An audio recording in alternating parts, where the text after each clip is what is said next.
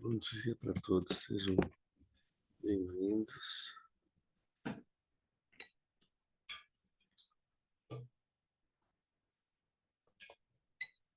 Nós estamos retomando o nosso estudo do Uttara Tantra Shastra,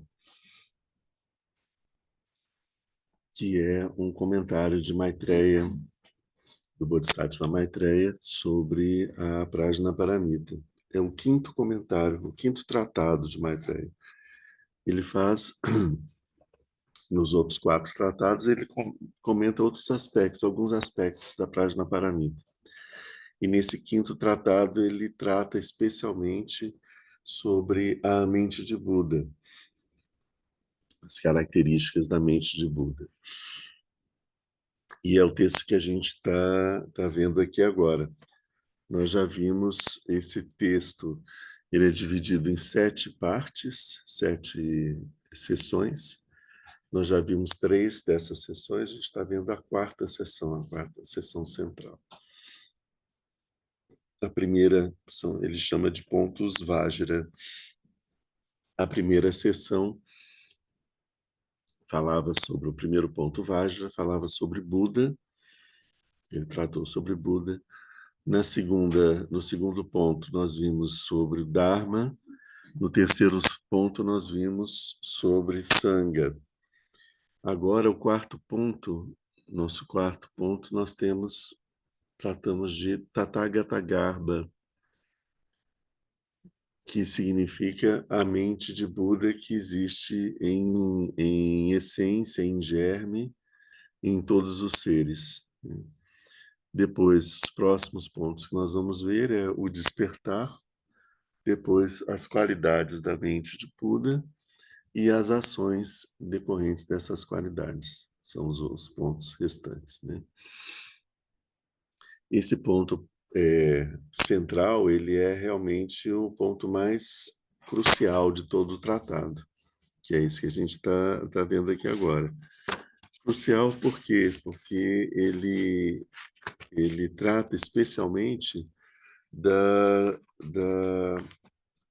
do fato de que, pelo fato de nós, todos os seres, nós possuirmos essa essência da mente de Buda, é isso que torna possível que a gente possa alcançar o despertar. Se nós não possuíssemos essa essência, a gente não seria possível alcançar o despertar. Então, ele trata de qual é a diferença, então, da nossa mente para a mente de um ser desperto. A mente é exatamente a mesma. A diferença é que o ser desperto, ele passou por um processo, ele seguiu um caminho de purificação dos véus e dos entraves que impediam a plena manifestação da mente da sua verdadeira mente, da sua mente essencial. O que é que tem que ser purificado? Estou fazendo um resumo do o que a gente já viu. O que é que deve ser purificado? São os karmas, as emoções perturbadoras, os pensamentos condicionados, as ideias falsas, as formações kármicas. Todos esses elementos, eles são entraves e, muito particularmente também, a, a nossa fixação, a ideia de um eu. Todos esses elementos são entraves para a manifestação da mente pura de Buda, né? Então, quando nós conseguimos eliminar completamente todos esses empecilhos, essas impurezas, a mente de Buda ela aparece com toda a sua radiância. Então, o caminho para se alcançar o despertar não é um caminho em que a gente está saindo de um lugar para ir para um outro lugar. A gente não vai transformar a nossa mente numa coisa em que ela não é. A gente não vai sair de um lugar para ir para outro lugar, porque o estado de Buda ele já está aqui. A mente de Buda já está aqui. A gente não tem que procurar lá fora. Nós não temos que adquirir nada e não temos que transformar nada na nossa mente. Nossa mente não precisa sofrer nenhum processo de transformação. O processo de purificação ele é diferente. No processo de transformação, é como se a mente se transformasse numa coisa em que ela ainda não é, que ela vai se tornar uma coisa diferente. Então, a nossa mente se torna a mente de Buda. O processo de purificação, a única coisa que nós vamos fazer é remover os entraves que não deixam a mente que já existe se manifestar do jeito que ela é.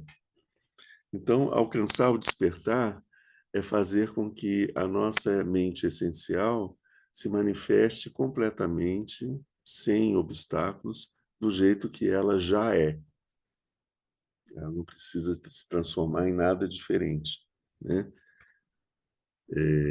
É a diferença entre os seres despertos e os seres que estão ainda presos na confusão, é que os seres que estão presos na confusão, a sua mente está encoberta por uma grande quantidade de capas e capas, que são esses véus, né, que distorcem a sua percepção e a sua expressão e, e fazem com que ela fique abafada, escondida no meio dessa canga, de todo esse lixo mental que a gente acumula, né?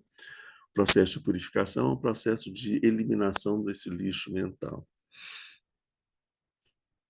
É isso, né? Uh, como, qual é também um pouco para a gente ver mais ou menos a imagem que simboliza essa purificação? A gente vê hoje, por exemplo, o céu está aí fora, né? O céu ele está puro do jeito que ele sempre foi, né?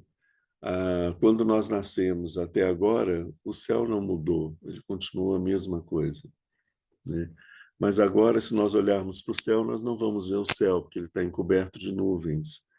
As nuvens não modificam o céu, elas não fazem parte do céu, elas são algo que está na frente, que passa, que impede que esse céu seja visto por nós.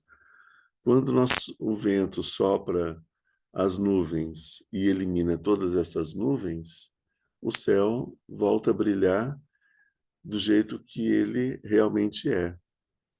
Na verdade, ele não volta a brilhar, porque ele continuou brilhando esse tempo todo, com toda a sua luminosidade e a sua pureza.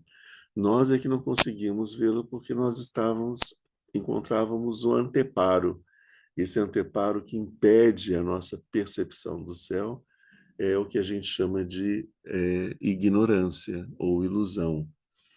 A ignorância e a ilusão que não nos permite de perceber a clareza da nossa mente fundamental, que é o Dharmakaya. Quando a gente consegue eliminar todas as nuvens, o que resta é o estado de Buda, é o despertar. O céu da nossa mente está pleno, desobstruído, sem nenhuma impureza. É importante a gente entender que a beleza desse símbolo é que as nuvens não marcam o céu, não são impurezas do céu. O céu continua puro o tempo todo. As nuvens estão no nosso olhar, na nossa percepção. Elas não fazem parte da mente. Elas são, por isso que a gente fala, são adventícias.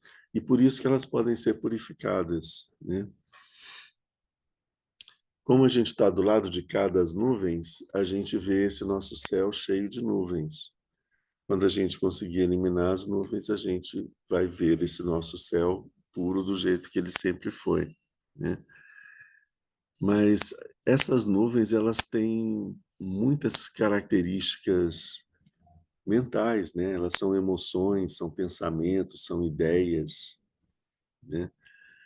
Elas são fenômenos mentais, objetos mentais. De uma certa forma, tudo isso é produzido pela mente, está dentro da mente. Quando a gente fala que essa mente fundamental, ela não se contamina com essas produções, a gente está vendo um aspecto dela, esse aspecto dela como mente fundamental, que sempre existiu. Todas as outras coisas passam e desaparecem e ela continua a mesma. Mas acontece que ela também produz todas essas coisas, todos esses pensamentos, essas emoções, essas formações kármicas, essas nuvens são produzidas pelo céu. É isso que eu quis dizer, né? Mas elas não são produzidas pelo céu e elas têm uma existência relativa e temporária. Elas são fenômenos que surgem e que desaparecem sem deixar marcas. Ficam as lembranças. Essas lembranças, elas ficam guardadas no nosso contínuo mental, né, que a gente chama na nossa oitava consciência, que é o que segue de uma vida para outra vida. Então, esse Dharmakaya, essa mente de Buda, que que é a nossa verdadeira mente, em essência, ele tem uma qualidade de preencher, ocupar todo o espaço, ou seja, de conter em si todos os fenômenos, todas as manifestações, né? E tem também uma qualidade de inteligência, de compreensão, de criatividade, de registro, né? Então, esse Dharmakaya, ele guarda em si todas as experiências de todos os seres. Tudo isso tá registrado. É ele quem experimenta todas as coisas, tudo isso que todos os seres experimentam, e guarda esse registro da experiência de todos os seres.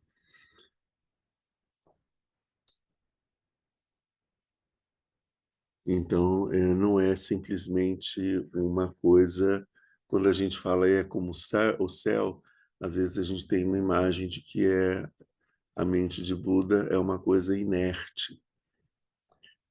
O fato dela ser imutável não significa que ela seja inerte. Ela é imutável porque as características dela, a essência dela, não modificam nunca. Ela não é maculada por nada. Mas ela não é inerte, ela está sempre em atividade, está sempre produzindo fenômenos mentais.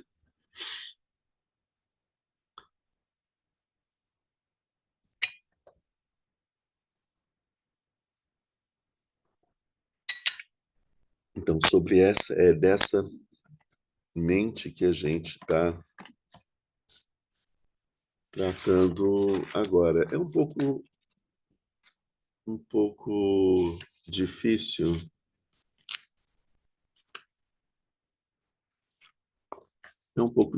a gente retomar um assunto 4 meses depois, como se todo mundo estivesse com tudo fresco na cabeça.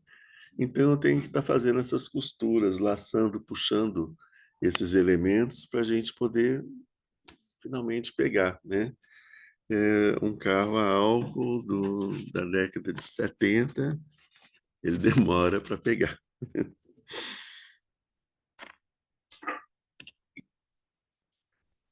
Bom, uma das coisas que a gente estava vendo, no, no nosso último encontro, é importante a gente ver de novo para retomar aqui,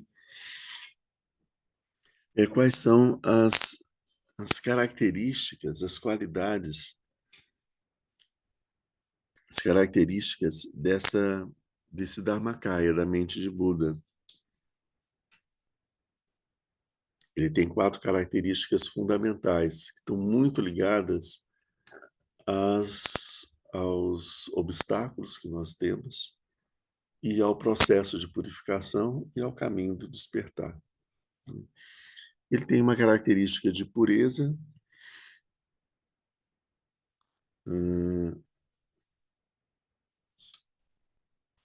ele tem uma característica de bem-aventurança, ele tem uma característica de identidade e uma característica de permanência. Essas são características do Dharmakaya. Quando nós pensamos na nossa mente ordinária, a gente percebe que a nossa mente ordinária não é, ela é impura. Impura porque ela está cheia desses processos mentais e de formações kármicas, processos dolorosos, né? Cheia de sofrimento. Ela é impura. A mente, o Dharmakaya do Buda é completamente puro. Ele tem a característica da bem-aventurança. Nessa questão da pureza, a ideia de o que é puro e o que é impuro, ela partilha muito da dualidade, né? A gente está preso numa dualidade. Isso é puro, isso é impuro. Quando a gente fala da pureza do Dharmakaya, a gente tem que entender que essa pureza do Dharmakaya, ela não está presa na dualidade. Ela ultrapassa essa dualidade. É uma pureza transcendente, que está além dos nossos conceitos de puro e de impuro. O Dharmakaya, ele é completamente puro, sim. Ele é completamente impuro, sim. Essa ideia de puro e de impuro é uma ideia pequena da nossa mente que coloca tudo em caixinhas. A pureza do Dharmakaya está além desses conceitos. Então, aquilo que a gente chama de impureza, isso também está abarcado pelo Dharmakaya. E aquilo que a gente chama de pureza também. Mas a pureza que a gente está falando do Dharmakaya, ela está além desses conceitos, está além da nossa concepção do que é puro e do que é impuro.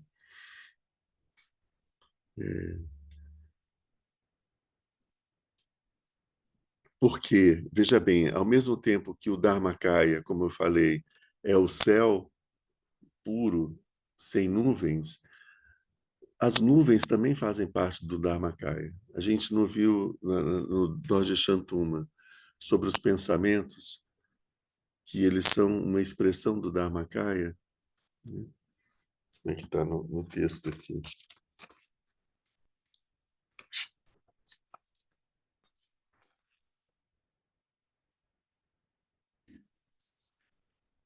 Qualquer pensamento que surja, um pensamento é uma impureza que surge na mente. Sua essência é pura. É pura porque o pensamento é feito de Dharmakaya.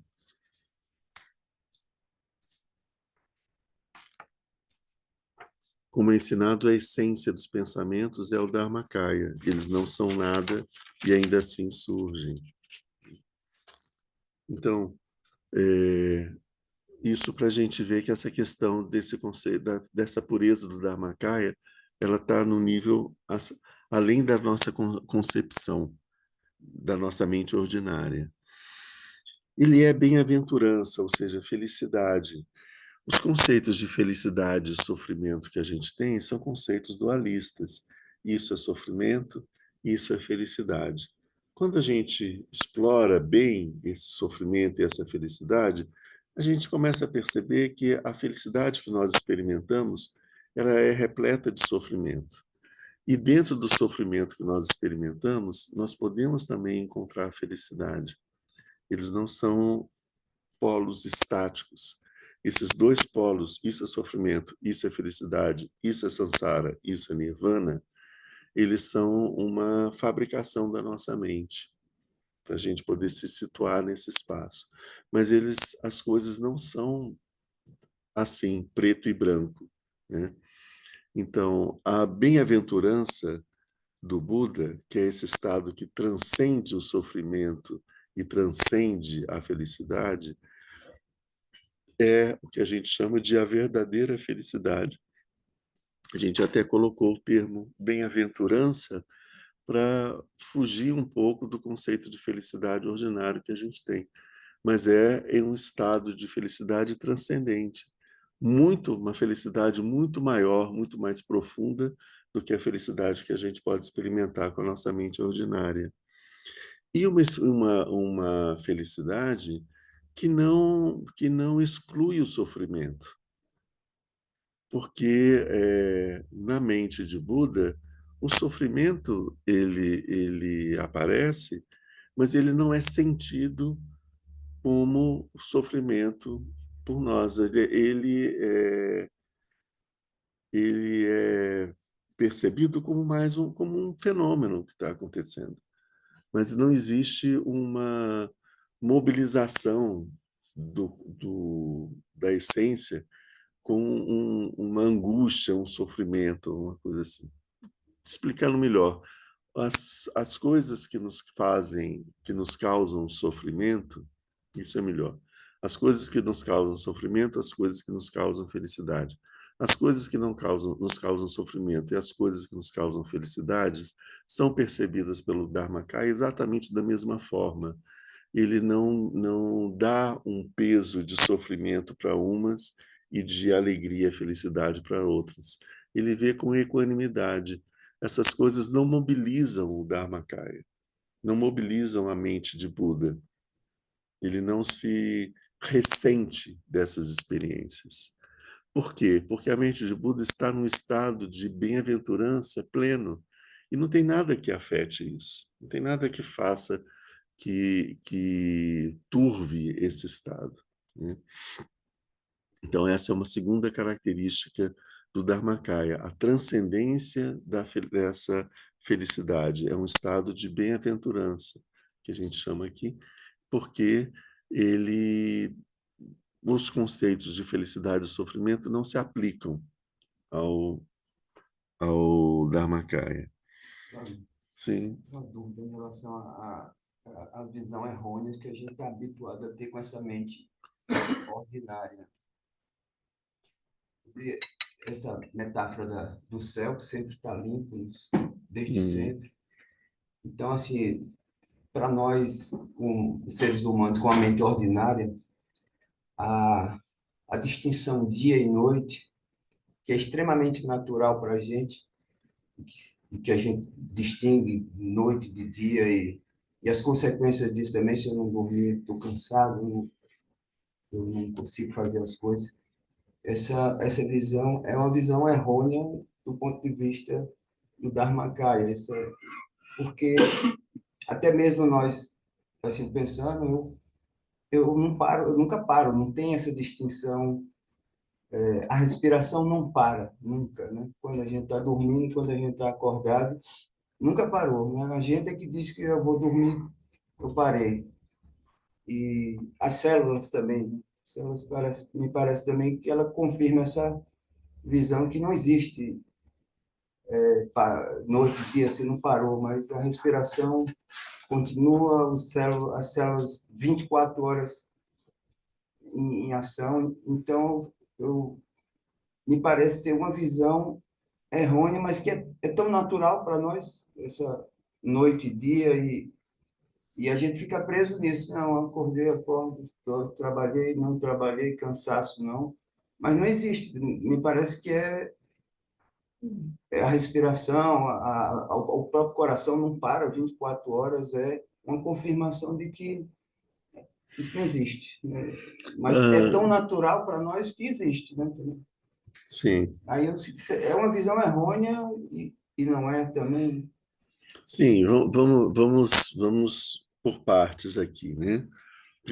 Em primeiro ponto, assim, essa é uma imagem, né? Uma imagem funciona até um determinado ponto. Em outros pontos, ela não serve para, né? A mente não é o céu, ela é como o céu, né? Dentro da exploração da imagem que você trouxe para a gente, o dia e a noite, o que a gente pode perceber disso é que o céu está ali. Quando o sol aparece no céu, o sol joga uma luz e tal, não sei o quê, o céu continua ali. Quando o sol vai embora, aquela luminosidade toda passa, todas as estrelas que estavam presentes o tempo todo aparecem para a gente. Então, da mesma forma como as nuvens nos impedem de ver o verdadeiro céu, né? O sol também, com a sua luminosidade, às vezes nos ofusca e não nos deixa enxergar o céu como ele realmente é, mas ele está imutável ali. A ideia é que é, a mente de Buda é esse fundamento imutável que está sempre presente, não importa o que esteja acontecendo, né? Então tem essa questão. Quando você fala da gente, da noite, do dia, do dormir, do estar acordado, existem esses ciclos, né? Esses ciclos existem na nossa vida, eles são reais, né? Eles não são... Para um ser iluminado ser realizado, ele, ele dorme, ele acorda, mas ele mantém essa dualidade que para nós é natural. Ele reconhece, mas ele está sempre desperto, mesmo no sono. Ele está sempre desperto, né? Vamos pegar o Buda, né? O que que a gente tem sobre como que era o dia a dia do Buda, né? Isso está registrado nos sutras, né? O Buda tinha uma agenda, né? Ele despertava por volta das 4 horas da manhã, por volta das 4 horas da manhã, ele despertava, fazia meditação andando, depois ele ia, tomava banho, ele ia para a cidade para poder recolher alimento, depois voltava, se alimentava, se alimentava, Uhum. né? Aí ele dava os seus ensinamentos, à tarde ele dava ensinamentos também para a Sangha, à noite ele ainda no começo da noite ele ainda atendia algumas pessoas. Depois, a partir de 10 horas, meia-noite, uma coisa assim, ele atendia os deuses. Então, na sua cela onde ele vivia, os deuses vinham e ele dava ensinamentos para os deuses. Entre 2 horas e 4 horas da manhã era o momento que ele repousava. 4 horas da manhã é o momento em que ele repousava. Então ali ele descansava. E depois, 4 horas, ele se levantava de novo. Ou seja, o Buda, ele tinha uma noção de que o corpo dele necessitava de alimento, necessitava de banho, necessitava de vestimenta, necessitava de descanso, Esse né? suporte que nós temos do Isso, corpo humano. isso. Então, ele cuidava do corpo e dava esse suporte para o corpo. A mente dele entrava num sono profundo, como a nossa, que a gente fica desmaiado ali. Não, né? A mente dele é, poderia até percorrer, ele estava sempre desperto. Ele estava além desses estados de consciência que a gente tem, são estados que estão ligados aos seres do samsara. Esses são os bardos, né? Então, os tipos os vários tipos de consciência que a gente tem. A consciência do momento desperto, a consciência durante o sono com sonhos, e a consciência durante o sono sem sonhos, que é que a gente não percebe nada. Essa consciência a gente a gente apaga, a gente não tem, né? Por isso é que a gente não enxerga o Dharmakaya, né? O estado do sono sem sonhos é semelhante a esse céu que está por trás das estrelas, está sempre presente ali, né? Esse é o Dharmakaya. O estado do sono com sonhos é o céu que está com as estrelas, com o sol, com a lua, com as nuvens. Isso são as imagens do sonho que aparecem, né? Essa é a imagem, assim como no estado de vigília, né? Então, isso faz parte, esses ciclos fazem parte da realidade relativa onde nós vivemos, né? Ela é muito pautada pela confusão e pela ilusão, né? Faz com que a gente tome coisas que são transitórias como permanentes, coisas que são impuras como puras, coisas que são sofrimento, produzir sofrimento como felicidades, né? Então, a gente, nesse estado de confusão, a gente vive muito perturbado, tropeçando nos vários reinos do samsara. Mas isso é real, né? Então, essa realidade é a realidade de nós, os seres, né? O Buda não desconhece essa realidade, né? Ele reconhece essa realidade, mas ele percebe que além dessa realidade existe a realidade última, que é o estado da mente de Buda puro, onde todas essas coisas que a gente acabou de falar são percebidas como vazias, como imagens mentais que aparecem, como um sonho. São percebidas como um sonho, né? Ok. Não sei se Não, se mas respondeu. só confirmando. Tá bom. Então, o terceiro ponto que a gente vê é a identidade. A gente está preso nessa questão da identidade, a gente está preso num conceito de eu e o nosso eu sendo nasce quando a gente nasce, termina quando a gente morre, um eu que nasce e que morre, e isso produz uma angústia muito grande para o eu, né? Então ele concebe que depois da morte ele continua existindo. Então nós temos aí a dualidade de ter um eu que é eterno ou um eu que desaparece. Então, esse paradoxo não é um paradoxo, esse conflito, né, dessas duas visões diferentes, visão eternalista e visão nihilista. A visão eternalista é de que o eu existe para sempre, nós existimos para sempre, né? E a visão nihilista é de que quando nós morremos, o eu acaba e não existe mais nada, né? A gente, no dia a dia, a gente convive com as pessoas e essas ideias estão sempre aparecendo. O fato das pessoas dizerem que elas acreditam nisso ou naquilo não significa absolutamente nada. Elas não sabem em que elas acreditam, né? Elas repetem, né, essas ideias, porque uma boa parte das pessoas acreditam nessa eternidade do eu e vivem como se fosse assim. E outras acreditam que com a morte é o fim de tudo e também agem assim mesmo dizendo o contrário, né? Isso não importa. A questão é que essa dualidade ela está dentro do nosso pensamento conceitual.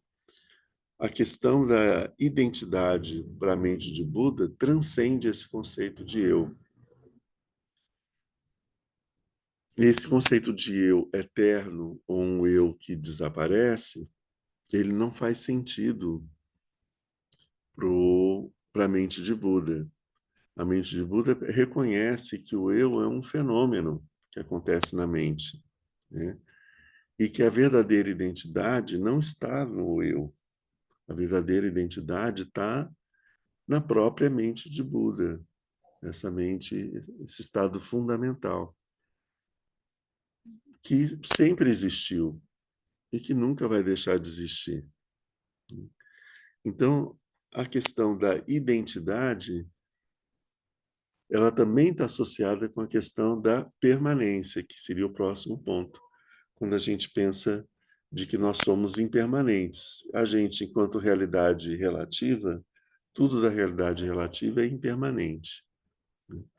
Mas quando nós vemos a realidade absoluta, a mente de Buda no seu estado puro, ela é permanente, ela é identidade, ela é pura felicidade e ela é pureza. São todas essas quatro características que nós consideramos como mais importantes, essenciais, como preciosas, e que nós ressentimos porque nós não temos ela. Não temos, entre aspas, nós não temos, enquanto a gente se identifica com o nosso eu, a gente não tem essas características, porque o eu não tem essas características. O eu não é puro, né? não é, não é identidade, não é feliz e não é permanente. Então, todo o processo, o caminho que leva ao despertar, é um caminho onde a gente vai purificar esses aspectos pequenos da nossa mente. A gente vai purificar a impureza da nossa mente, a, a ligação que a gente tem com a fixação que a gente tem de se identificar com o nosso eu, né? O sofrimento que nós experimentamos e a impermanência de todos os fenômenos, né? Então, isso tudo precisa ser purificado ao longo do caminho do despertar. E ao chegar ao estado de Buda, quando todos esses elementos, essas nuvens desaparecem da nossa mente, nós percebemos que nós somos, que nós temos uma identidade, que é o Dharmakaya. Nós temos um estado de pureza transcendente, que é o Dharmakaya. Nós vivemos um estado de felicidade. O Dharmakaya é pura felicidade, né? E é eterno, né? Quando a gente começa a estudar o budismo e tudo, uma das coisas que a gente está sempre sendo martelado é a meditação sobre a impermanência. A gente perceber a impermanência dos fenômenos, perceber a transitoriedade da nossa vida, né? Então, quando a gente fala agora da permanência, nós não é uma contradição. É importante a gente entender que a impermanência se refere aos fenômenos compostos. Todos os fenômenos compostos são impermanentes. Eles existem por causa de causas e condições. Quando essas causas e condições estão presentes, eles aparecem, e quando essas causas e condições se esgotam, ele deixa de existir. Isso tem a ver com a realidade relativa, né? E tem a ver com a nossa experiência sansárica. Aquilo que não é composto não é impermanente. O Dharmakaya não é composto. O Dharmakaya é o Dharmakaya, né? Ele não depende. O que quer dizer isso?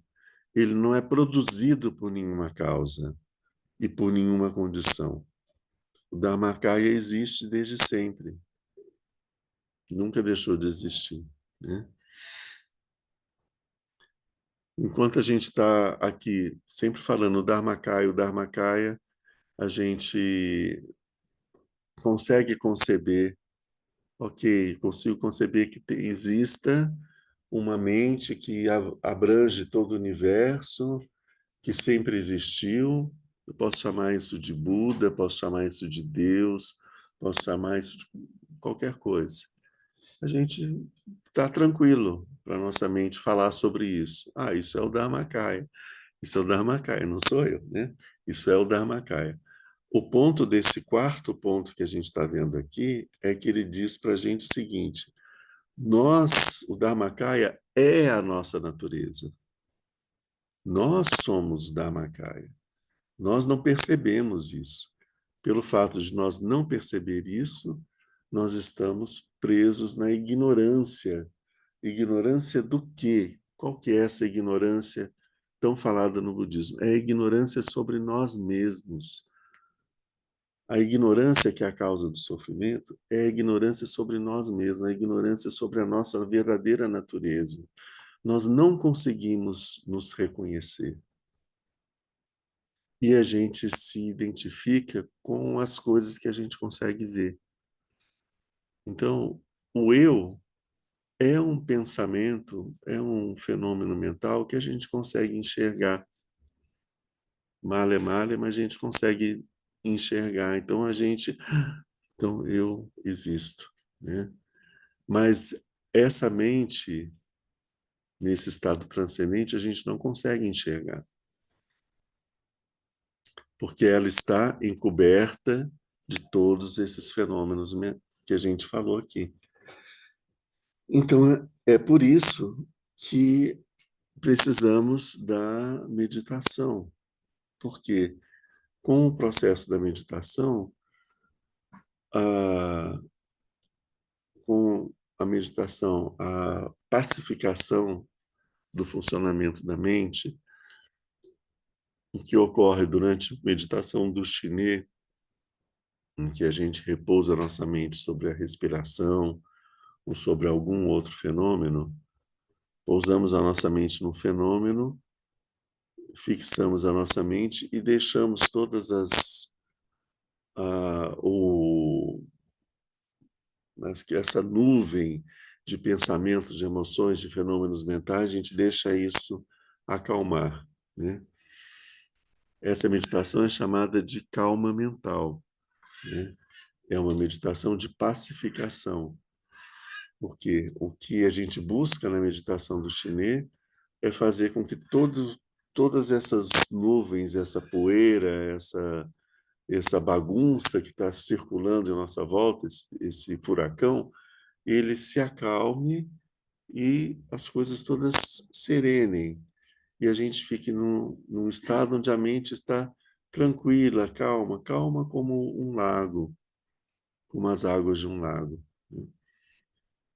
Assim que a gente começa a meditar, a gente percebe que a nossa mente é como um liquidificador, né?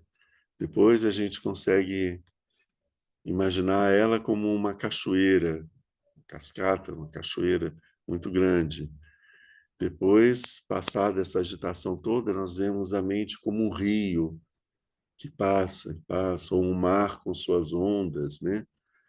Até que a gente entra num estado de pacificação em que a mente aparece como um lago com algumas ondinhas, depois um lago com as águas completamente paradas, como se fosse um espelho. Então, com o lago como se fosse um espelho, ele consegue refletir o céu e assim a gente consegue enxergar o céu nesse lago, né? Isso é mais uma imagem, né, do processo da meditação e como que nós nos reconhecemos quando nós nos debruçamos sobre o lago da nossa mente, pacificada, e vemos o céu. É, aí sim a gente consegue enxergar o Dharmakaya. Mas não é suficiente, né? Essa pacificação ela é o primeiro passo. A outra coisa é importante que a gente tenha uma ação mental de investigadora, de buscar isso, de tentar enxergar a nossa mente. Aí sim a gente vai conseguir. Seria o passo de as águas pacificaram, eu estou olhando o reflexo do céu nas águas. É importante que eu faça o passo seguinte, que é virar minha cabeça para cima, e aí eu vou ver o céu onde ele está, e não refletido nas águas. Entende isso? Isso é uma imagem, tá? Essa imagem é o que seria a prajna, né? É o fato da gente sair daquele pela inteligência da prajna, a gente perceber. Se eu estou enxergando isso aqui, é porque isso tá em cima, então eu vou olhar para cima, né? Essa inteligência, Prajna é essa inteligência, né? É o que permite que a gente dê esse último passo e faça esse reconhecimento. Esse, pegando ainda o símbolo do céu, a imagem do céu com as nuvens, a gente vê que tem momentos do dia em que as nuvens vão embora e que o céu está lá, né? E a gente enxerga o céu. Tem momentos à noite em que a gente também não está vendo nem o sol, a gente está vendo só o céu com as estrelas e tal. Então, tem momentos em que esse céu aparece para a gente. Da mesma forma, o Dharmakaya está conosco o tempo todo. E tem momentos em que a gente está tranquilo, a gente está com a nossa mente pacificada, em que ele está presente ali, né? Aliás, esses momentos são muitos. Talvez 70% do nosso dia a dia, a nossa mente está pacificada e o Dharmakaya está ali disponível. Mas quando a gente para de pensar, de produzir pensamentos, a gente entra numa espécie de um torpor. A gente não enxerga mais nada, a gente fica esperando o próximo pensamento. O tédio seria uma... Não, essa sensação de nada acontece, tá? Que me parece que durante esse treinamento, em algum momento, né, surge essa sensação meio de tédio, de indiferença, que tem que ser ultrapassada também, não? essa sensação de tédio é o eu sofrendo pela falta de estímulos. Uhum. É um processo mental. Então não cessou tudo. O eu está ali gritando, eu quero que aconteça alguma coisa. Né? Né? Então isso Uma quando reação. esse eu desaparece de cena, aí sim. Então não é tédio, porque tédio é sofrimento, né? E o estado de Buda é felicidade.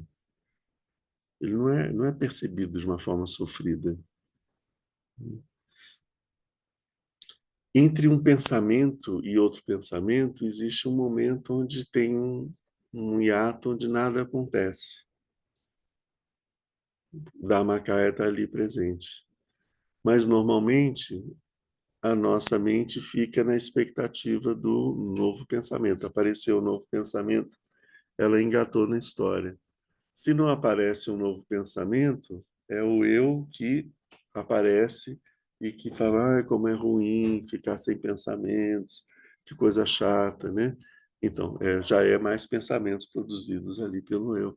Então, a gente já embarca nessa outra história, né? Isso só para mostrar que a experiência do Dharmakaya, que a gente acha uma coisa tão estratosférica e distante, o Buda, tá, né? Mas eu não. Na verdade, ela é a nossa experiência real, é essa. Só que a gente como a gente não reconhece o Dharmakaya, nós não percebemos isso. E a gente só vê os processos mentais quando eles acontecem. Quando a gente senta para meditar, a gente vai se treinando para poder pacificar esses processos mentais e aí chegar e habituar a estar no estado sem pensamento. E quando a gente estiver nesse estado sem pensamento, a gente pode perguntar onde não tem nenhum pensamento. O que é a mente? Onde está a mente? A mente está dentro de mim ou ela está fora de mim? Ela está em cima, ela está embaixo, ela tem cor, ela não tem cor? Isso, essa investigação de o que é a mente, o que é a mente, o que é a mente, de repente a gente então tem um vislumbre da mente, do Dharmakaya. é o que a gente chama do vislumbre da vacuidade, né? Porque a característica do Dharmakaya é vacuidade e luminosidade em união, né?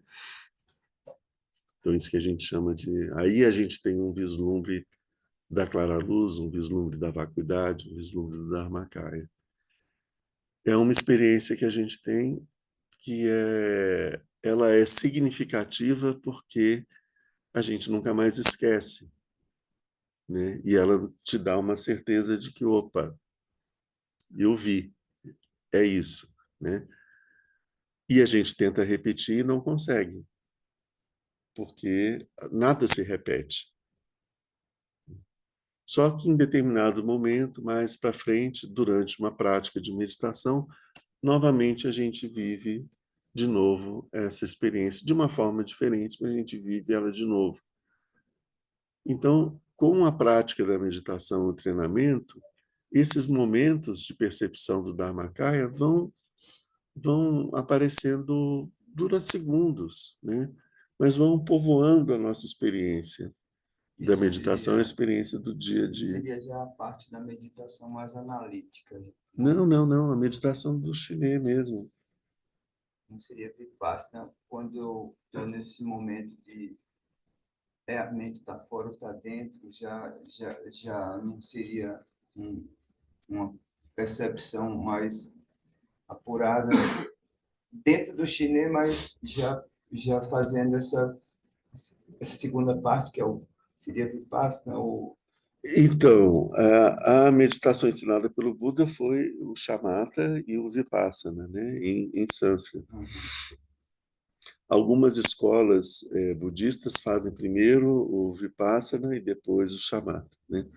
A nossa escola, várias escolas tibetanas, acho que a maioria delas, e, e do Mahayana, a gente faz primeiro a pacificação, o chinê, que é o samatha. Aí a gente faz o vipassana. Qual é a diferença desse ponto? A pacificação é pacificação, ok. Ah, o Laktung, que a gente chama, né? Ou o Vipassana, vamos falar do Laktung. O Laktung é um tipo de processo mental que a gente produz depois da mente estar pacificada, que é o que a gente chama de prajna, né? O Vipassana, se eu faço isso antes da mente estar pacificada, eu vou fazer uma meditação analítica. Eu vou utilizar o intelecto e vou fazer uma meditação analítica. Então, é uma meditação analítica, Uhum. entende? Porque só tem valor mesmo para a gente quando ela acontece numa mente que já está pacificada. Aí você faz essas perguntas, porque você faz essas perguntas e a mente continua parada ali, tranquila. Mas essas perguntas só vão te direcionar o seu olhar para você procurar em volta, né? Se você faz isso antes, você está utilizando o intelecto, é o que que é um dos momentos iniciais da prática. Isso é importante durante o estudo, né? A gente fazer o estudo e a reflexão, né? Mas o que o ponto que eu estava querendo chegar é que essa experiência vai se tornando cada vez mais frequente, a experiência de perceber esse Dharmakaya, e aos poucos ela vai aumentando de duração. E a gente vai se acostumando a ficar estável nessa experiência. A partir daí a gente já não tem mais dúvida de que o Dharmakaya é a nossa natureza, né? Mas enquanto a gente não tem essa percepção, isso ainda é uma coisa um pouco estranha para nós, né? O objetivo da gente estar trabalhando com esse texto, tudo, É no sentido de abrir um espaço na nossa mente para a gente entender que existe uma possibilidade de que as coisas sejam diferentes daquilo que a gente está habituado a experimentar, né? Então, que várias pessoas estão falando, né? Vários seres iluminados, né? Que a gente percebe que tem uma qualidade neles, eles estão falando para a gente isso e falam que é para a gente fazer a meditação que a gente vai chegar onde eles estão, né? Então, é só para a gente abrir para essa possibilidade. Outro ponto que é importante a gente ver.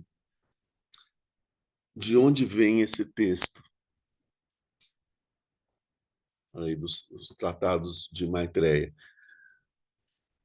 Esse texto, tem pessoas que não viram desde o início, né? Esse texto, ele surge de um pedido especial de Asanga, no século III.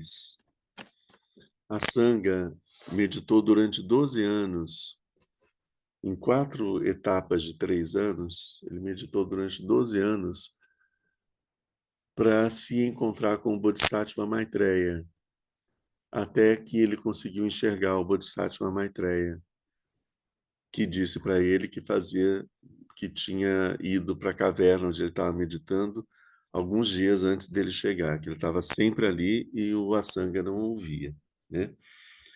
Então, quando o Asanga conseguiu purificar todos os seus véus mentais, ele conseguiu enxergar o Bodhisattva Maitreya. E aí o Bodhisattva Maitreya leva o Asanga para o céu de Tushita, que é um dos céus dos deuses, né? Do reino dos deuses, e lá ele ensina o Asanga. O Asanga estava querendo encontrar com o Bodhisattva Maitreya, por quê? Porque o Asanga não estava conseguindo compreender a Prajnaparamita. Ele estudava a Prajnaparamita e ele não avançava, ele tinha dúvidas, ele não conseguia entender esse texto. Prajnaparamita tinha sido trazida por Nagarjuna, né, uns 300 anos antes, mais ou menos, né? Então, esses tratados de Maitreya são tratados sobre a Prajnaparamita, certo? Que é o que a gente viu no nosso último estudo. E aqui, nesse momento que a gente está falando aqui, quando a gente fala dessa qualidade de pesquisa da mente que a gente insere depois da prática do chinê, isso é a prajna. Isso é prajna, chamado de prajna. É essa qualidade investigadora da nossa mente. E a prajna paramita significa a perfeição da prajna, ou seja, a prajna mais perfeita de todas, né? Existe uma prajna que não é a prajna paramita, que é uma prajna mais comum, né? Ordinária. Mas, então, só para a gente ver que ele está falando o tempo todo sobre a prajna paramita. E a prajna paramita fala sobre a vacuidade, e sobre a compaixão. Esses são os temas da Prajnaparamita. Desde o início, é Terenzi, o Bodhisattva da compaixão, ensinando para Shariputra sobre a vacuidade. E o Bodhisattva Maitreya, então, ele traz esses ensinamentos. Então, ele está falando para a gente que a natureza da mente de Buda, do Dharmakaya, tem essas 4 qualidades que a gente viu aqui, né?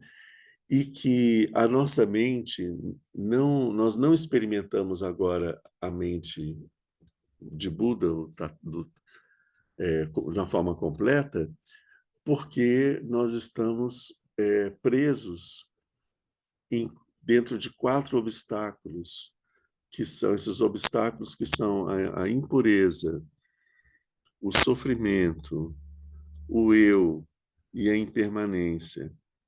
Esses 4 obstáculos não nos permitem experimentar a mente de Buda. Nós temos que ultrapassar esses obstáculos, destruir eles com os antídotos dentro da prática da meditação. Outro ponto importante da gente ver, esse tratado, que é do século III, como eu falei, né? Do comecinho do Mahayana. O Mahayana começou mais ou menos no ano zero, por aí, né? Um pouco antes ou um pouco depois, a gente não sabe direito, que ele começou a aparecer, né? Os textos do Mahayana.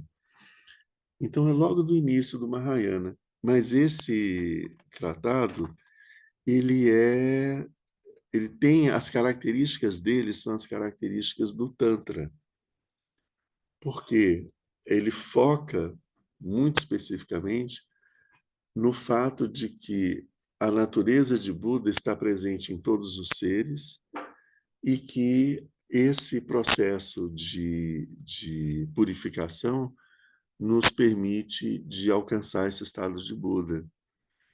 Então, isso é a essência do que é ensinado nos Tantras. Então, esse texto, ele é um dos primeiros textos tântricos e um dos mais profundos. A nossa forma de budismo que a gente estuda é o budismo tântrico.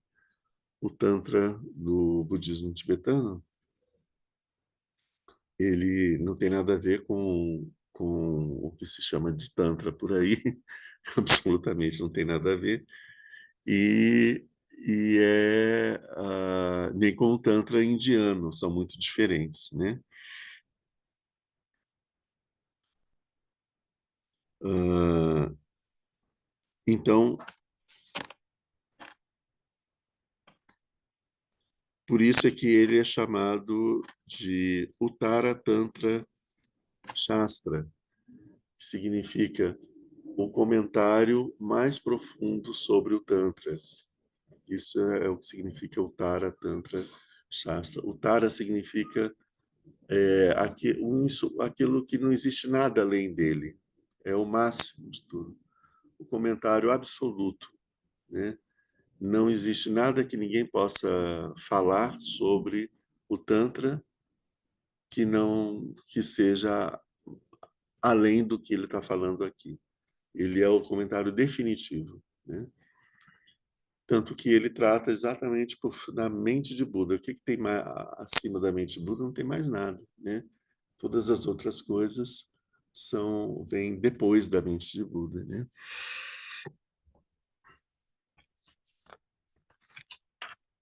Então a gente já viu sobre,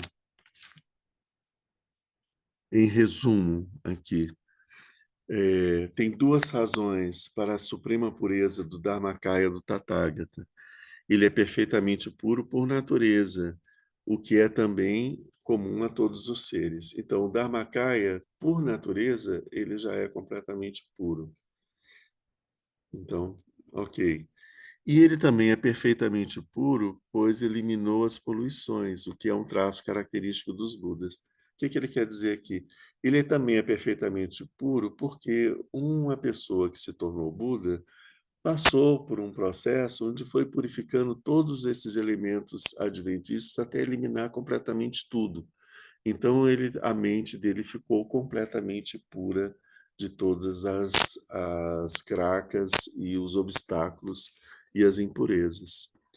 Então, ela já é pura por natureza e foi purificada das coisas externas que a impediam de existir. A imagem é como, por exemplo, uma pepita de ouro que está enterrada no meio do lixo. Nós não vemos a pepita de ouro, a gente vê o lixo. Quando a gente recolhe o lixo e lava a pepita, ela se mostra do jeito que ela é. Ela sempre foi pepita de ouro, certo? O lixo que tinha fora não modificava as características dela. Era algo que encobria, né? Então, o processo de purificação da mente de Buda, como ele diz aqui, é bem isso. Primeiro, a mente de Buda, como uma pepita de ouro, sempre foi pura e nunca deixou de ser, mesmo encoberta com tanto lixo. ela continuou pura. Então, ela sempre foi pura, sempre foi pura. E foi purificada porque foi retirado todo esse lixo que estava em cima, lavado e pronto. Voltou a mostrar o que que ela sempre foi. Então, esse trabalho de retirar todo o lixo é o trabalho do caminho do despertar. É isso que nós temos que fazer. Higiene mental, retirar o lixo das nossas mentes, né? E tem muito lixo, né? A suprema identidade deve ser compreendida de duas maneiras: pela rejeição das falsas imaginações concernentes ao eu, que são dessa visão que a gente tem do eu. Então, quando nós rejeitamos as ideias que fundamentam a existência do eu, e pela rejeição das falsas imaginações relativas à não substancialidade, o não eu. Então, a gente tem que remover as crenças que a gente tem sobre a existência do eu e as crenças que a gente tem sobre a não existência do eu, a impermanência do eu. Essas duas coisas são os obstáculos que nos impedem de alcançar essa identidade. Quando a gente remove essas ideias falsas que a gente tem sobre o eu, tanto da existência dele como da não existência dele, a gente consegue estar com a mente pura para poder perceber a nossa verdadeira identidade. A suprema beatitude ou felicidade, ela vem do abandono da origem de todos os sofrimentos, assim como a extirpação das tendências kármicas transitivas que são causas do sofrimento. A origem do sofrimento é a ignorância, né?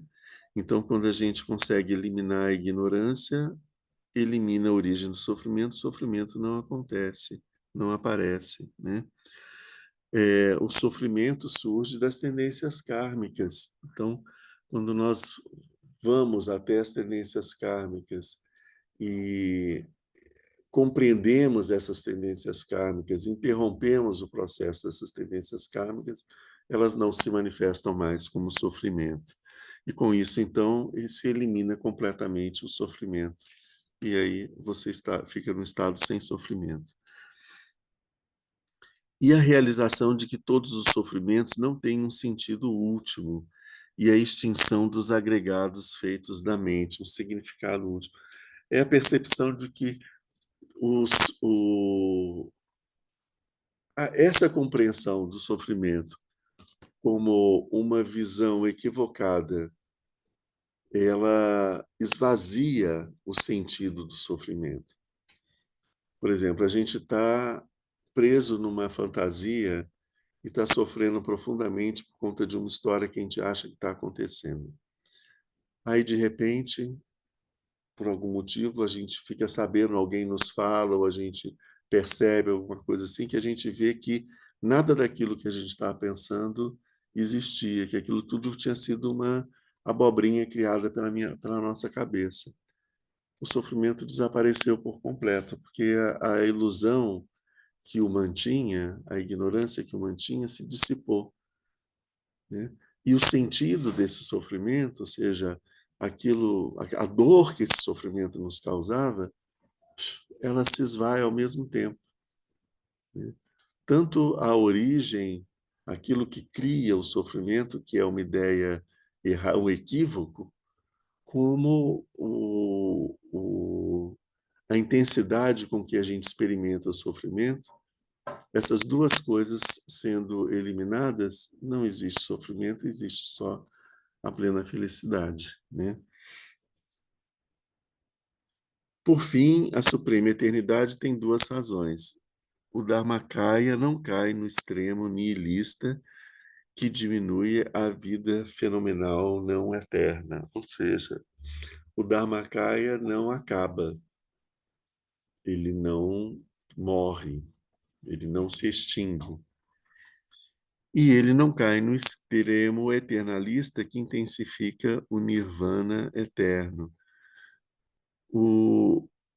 Esse extremo nihilista, ele, ele faz com que a gente experimente a nossa vida mundana de uma forma impermanente. E esse extremo eternalista faz a gente acreditar na existência desse nosso eu eterno, né? O Dharmakaya não tem esse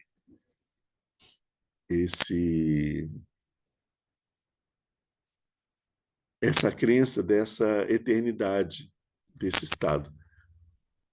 Voltando aqui, o Dharmakaya ele não começa e não acaba, então ele não está ligado à impermanência, que é as coisas que começam, acabam, né? Então ele não começa e ele não acaba. Se ele não começa e não acaba, a gente pensa, então ele está no estado de sem sofrimento nem nada, isso é o nirvana. Ele também não é eterno como a ideia do nirvana. Por quê? Porque ele sabe do sofrimento dos seres. Ele tem consciência da realidade relativa. Então, dentro do Dharmakaya, a realidade relativa ela também está presente.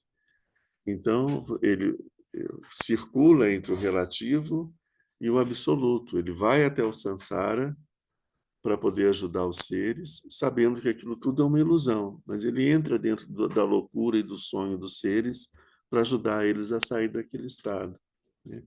Então, ele não é eterno nirvana, porque ele sai do nirvana e vai para o Sansara e volta para o nirvana. Isso é o que a gente chama de nirvana instável. O nirvana instável é o nirvana alcançado pelos bodhisattvas.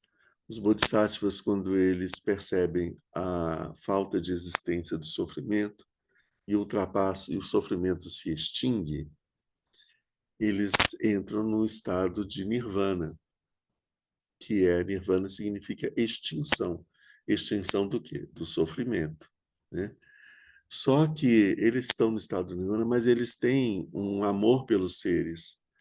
Eles se preocupam com os seres. Então, eles não conseguem ficar lá no nirvana. E eles voltam para o Sansara para poder ajudar os seres. Eles ajudam os seres ali, mas em alguns momentos eles percebem que se eles ficarem ali, a mente deles vai ficar confusa. Então, eles se recolhem novamente ao nirvana. E lá eles têm a visão da mente mais tipo Dharmakaya. Aí eles voltam para poder ajudar os seres. Isso é chamado nirvana instável, essa oscilação entre o samsara e o nirvana, que é a realidade dos bodhisattvas. Eles se recuperam no nirvana e voltam ao samsara para poder agir no samsara. Eles não abandonam os seres, né? E, ao mesmo tempo, eles não abandonam o nirvana, né? De uma certa forma, você pode ter isso tudo ao mesmo tempo agora, né? Eu estou aqui, estou ajudando os seres e a minha mente vai para o nirvana e volta do nirvana. Vai para o nirvana e volta. Vai para o absoluto e volta para o relativo, para o absoluto e o relativo, né? Você vai, com o treinamento, você vai fazendo isso continuamente, né? Até você perceber que não tem diferença entre os dois estados e que tudo é uma coisa só. Aí já não faz mais Perdão, é sentido. pela insistência aí, a intromissão, mas esse assunto me toca. Uhum, Aqui na Sadhana, na dedicatória final, né, fala dessa, pela graça do Buda, que obteve os três corpos. Então, uhum, o Dharmakaya seria um desses corpos do uhum. Buda, Sim, e os outros dois, o Sambhogakaya e o Nirmanakaya. Nirmanakaya. Eu queria só um esclarecimento desses três corpos, com o que a gente está falando agora Bodhisattva aí, estar no Nirvana e voltar para esse corpo relativo, situar-se. Está falando muito desse campo Uhum. da vacuidade, do Nirmanakaya, do que não é imutável, né? O Dharmakaya é essa mente pura do estado de Buda. Isso é o Dharmakaya. Essa mente, ela tem qualidades. Ela não é inativa, ela produz coisas.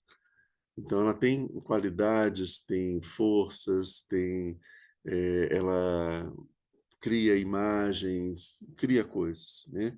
Então, isso é o Sambhogakaya. Como a gente vê a imagem do Sambhogakaya, a imagem do Guru na forma de Sambhogakaya, que é Dorje Shang, cheio de joias, de sedas, é uma profusão de, de produções, né? E de qualidades, né? E o Nirmanakaya é a ação dos Budas, né? Enquanto o Dharmakaya representa a mente no estado último, no estado relativo, no estado absoluto, no estado relativo, a mente de Buda, ela tem um aspecto que são as qualidades, um aspecto que é a atividade. Por isso que nos nossos pontos finais, os pontos 5, 6 e 7 do tratado, o 5 vai tratar sobre o despertar, que é o alcançar o Dharmakaya final, né? O 6 vai ser as qualidades dessa mente de Buda, que é o Sambhogakaya, tem a ver com o Sambhogakaya, e o 7 com a ação dos Budas, que tem a ver com o Nirmanakaya. A gente está no quarto ponto. Quarto ponto, que é a mente de Buda que existe em nós, o germe da mente de Buda. É o Tathagata. Tathagata significa aquele que é o que ele é, o Buda. Garbha significa germe, embrião, essência. Então, é o germe do estado de Buda que existe dentro de nós. Isso é Tathagata Garbha. Tem alguma coisa a ver com Bodhicitta. Bodhi é o estado de Buda, Citta é o pensamento, é o despertar, né? Citta é um pensamento, pensamento do despertar, a mente do despertar é o quê? É o germe do despertar que existe em nós. Vamos encerrar que a gente já está passando daqui do tempo.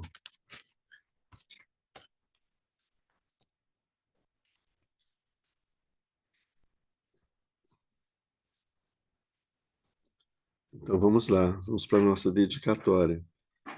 Graças a essa virtude, tendo realizado rapidamente o Mahamudra, possa eu conduzir a esse estado todos os seres sem exceção. Pela graça do Buda que obteve os 3 corpos, pela graça da imutável verdade do Dharma em si, e pela graça da infalível aspiração da Sangha, possa essa súplica de dedicatória realizar-se tal como ela é.